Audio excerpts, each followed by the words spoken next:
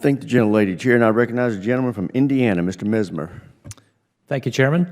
General Cavoli, in dealing with U.S. missile defense and President Trump's Golden Dome executive order, what may not be known is that Europe already has a U.S.-provided Golden Dome in the form of the Aegis ashore sites in Russia, or in Romania and Poland.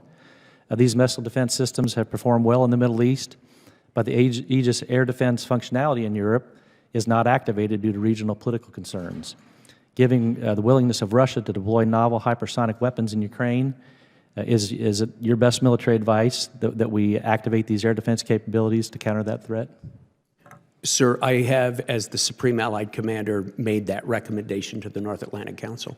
Thank you. Also, can you explain how the missile defense architecture that we've invested in Europe could protect the U.S. homeland? Oh, sure. So, some of the radars involved provide some of the very first warnings, and there's quite a bit more, but I think I'd be more comfortable discussing it in a closed session, sir. Fair enough. Okay.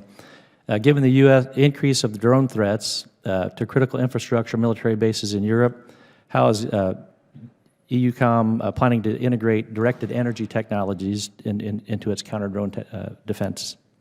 First of all, we're eager to do that, Congressman, because a lot of the other kinetic solutions are pretty problematic to use, in congested areas and bases that are in congested areas. We're planning to use a layered defense and a full suite of different capabilities, some of them electromagnetic interference, some of them directed energy, as you said, some of them just kinetic projectiles.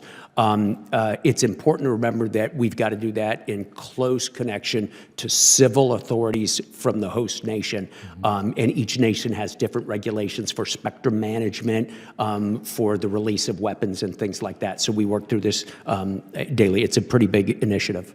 Would that be a more cost-effective counter measure to some of the million-dollar missiles that we use to shoot down? DE? Yes, sir. Yeah. I mean, I think everybody's looking for that new way to shoot down aerial objects that doesn't require us to launch multi-million-dollar missiles at a $1,000 drone type of thing. Yeah, very good.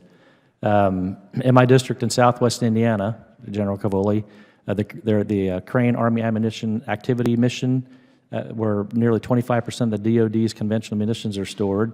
A large amount of the equipment and munitions stored there has been withdrawn via the Presidential Drawdown Authority and sent to Ukraine.